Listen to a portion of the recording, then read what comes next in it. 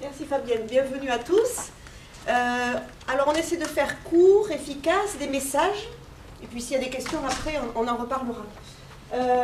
Moi je suis Magali Coustol, voilà, je suis diabéto à Paul-de-Villiers. Je suis aussi à la clinique Ambroise Paré, mi-temps, mi-temps.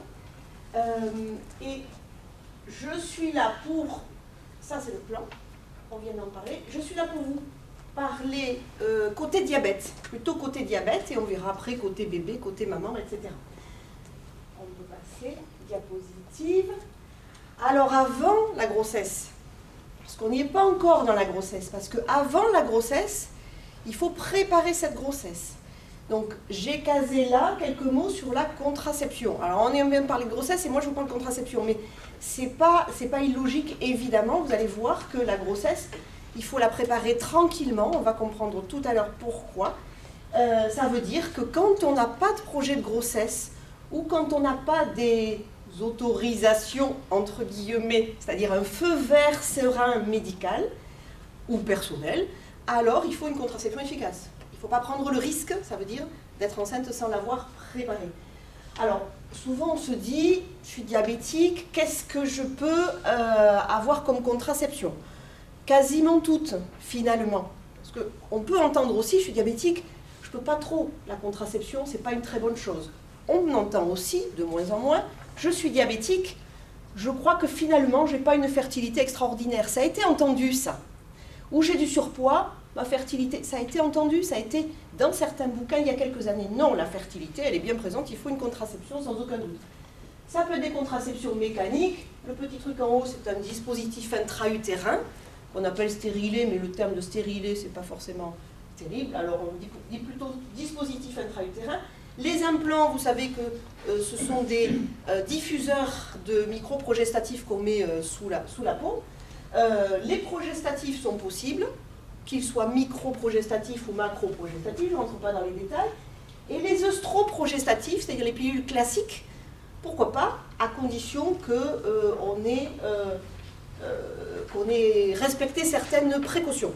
Le tabagisme, l'hypertension, l'obésité, une femme un peu âgée, l'hypercholestérolémie, et quand il y a des complications du diabète, rein, œil, on est prudent avec les œstroprogestatifs. Ok, quand on a cette contraception qui est en place, un jour, on se dit, je ne vais pas tarder à l'arrêter parce que j'ai envie d'un bébé. Alors d'accord, sauf que il faut quand même que le feu passe au vert à tous les points de vue. Point de vue du mari, du gynéco, du diabéto, des finances, du je ne sais quoi, mais il faut les feux verts un peu de tous ces gens-là. Et surtout, le feu vert, il s'allume lorsque l'hémoglobine glyquée, elle est correcte. On va voir pourquoi après. C'est quoi une hémoglobine glyquée correcte? Ça veut dire tout et pas grand-chose. C'est-à-dire qu'on essaie de viser une hémoglobine glyquée normale, c'est l'idéal. C'est quoi une hémoglobine glyquée normale? C'est plutôt du 6%. Pas facile de viser 6%. Alors on dit 6-5% déjà, c'est bien. Donc il n'y a pas de ce qu'on appelle un cut-off. Il n'y a pas avant je peux pas, après avant je peux, après je peux pas. C'est comme ça. Voilà. Et puis il faut se mettre déjà, avant d'arrêter la contraception, dans l'ambiance de je vais m'y mettre et je vais surveiller les glycémies parce qu'après ce sera les glycémies du bébé et je veux les surveiller. Les surveiller, ça veut dire qu'on se met déjà dans l'ambiance de faire 6 contrôles par jour. Vous savez, hein, c'est dur. Avant chaque repas, 2 heures après, pour avoir vraiment l'équilibre le meilleur possible. On fait le bilan, l'œil, le rein, le cœur. Quand il est fait, que tout va bien, on démarre. Alors quand on démarre, on considère pourquoi on démarre, pourquoi on a programmé tout ça. On considère, c'est amusant ça, mais pourquoi pas, on dit la grossesse quand on est diabétique, finalement on peut considérer qu'elle dure 1 an. Curieux, mais il y a quand même ce temps de préparation qu'on va compter dans la grossesse. On consulte le diabéto déjà et on discute avec le diabéto pratiquement 3 mois avant de prendre la décision de démarrer la grossesse. Donc au bout du compte, ça dure 1 an. Et comme on va presque au terme, Béatrice Burbano vous le dira tout à l'heure, finalement ça dure 1 an. Cette préparation, on se met dans les meilleures conditions possibles. Attention, il y a des traitements qu'on va devoir ajuster, des traitements qui sont contre-indiqués. Et puis ça permet de faire connaissance avec l'équipe déjà qui va vous suivre jusqu'au bout. Voilà. Et une fois qu'on est dans les clous, qu'on a mis de l'insuline, c'est de l'insuline pour tout le monde. Les antidiabétiques oraux, pour les diabétiques de type 2, on les interrompt. La metformine, parfois on la laisse un petit peu, parfois on la reprend. Mais en tout cas, les antidiabétiques oraux ou les antidiabétiques injectables, pas pendant la grossesse et pas en début de grossesse, on n'a pas de données là-dessus. Et il y a certains médicaments qu'il faut supprimer, qu'il faut adapter, qui sont contre-indiqués aussi. C'est le moment aussi de démarrer la vitamine B9, l'acide folique qu'il faut prendre avant la conception, et parfois de l'aspirine, on verra tout à l'heure dans quelles circonstances. En tout cas, il faut se dire que quand on est enceinte, ça fait déjà, quand on sait qu'on est enceinte, on va voir, ça fait déjà un petit moment que finalement il y a des choses qui se passent et que l'embryon se développe. Quand on a le diagnostic de grossesse et qu'on sort du laboratoire avec son test, ça fait déjà un petit moment que les choses ont démarré. Donc, il faut vraiment que on puisse être sûr que tout est OK pour pouvoir démarrer et être au point. Pourquoi? Parce que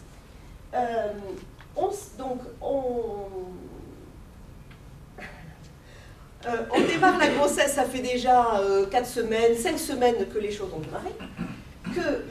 Au début de la grossesse, il va y avoir l'implantation du placenta, le développement du placenta, qui est cette petite galette qui va se développer pleine de vaisseaux et que les vaisseaux sont sensibles au sucre. Donc l'équilibre glycémique est important pour que le placenta se développe de façon harmonieuse.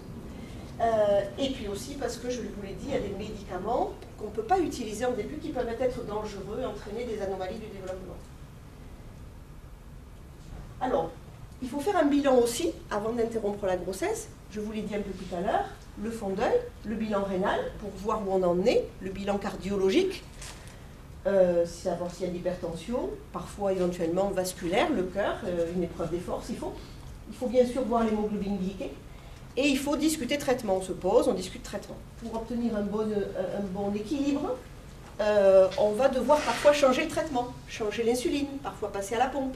On peut s'aider de capteurs, on peut s'aider de holters pour savoir à quel moment les glycémies ne sont pas très bonnes et quel est le traitement qu'il faut mettre en place.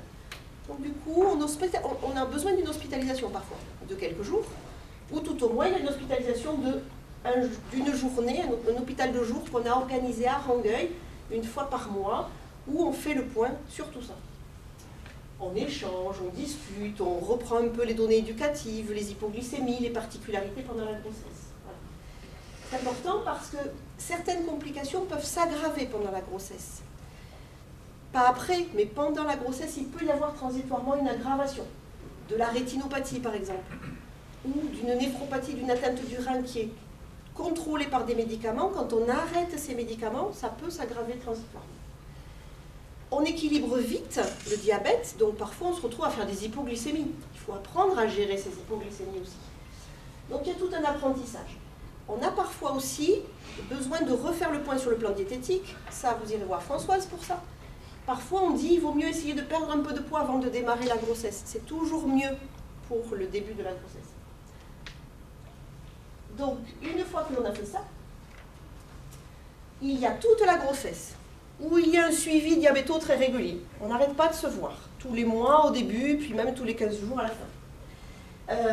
On fait une hémoglobine glyquée tous les mois.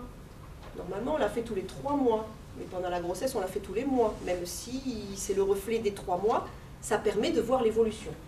Ça permet de voir l'évolution, et d'ailleurs, l'idéal, c'est d'avoir l'hémoglobine glyquée en dessous de 6% pendant toute la grossesse. Voilà. L'hémoglobine glyquée, elle baisse physiologiquement chez les femmes enceintes. Et il faut essayer de la maintenir à moins de 6%. On surveille les complications, on revoit la diététique, on voit le poids, l'évolution du poids. Et il faut en permanence adapter les doses d'insuline. Et tout ça parce que si ce n'est pas bien équilibré, si on prend trop de poids, on s'expose à des risques par rapport à la prise de poids du bébé. Et que le bébé accélère sa prise de poids, et on appelle ça la macrosomie quand le bébé a un excès de poids par rapport à son poids théorique.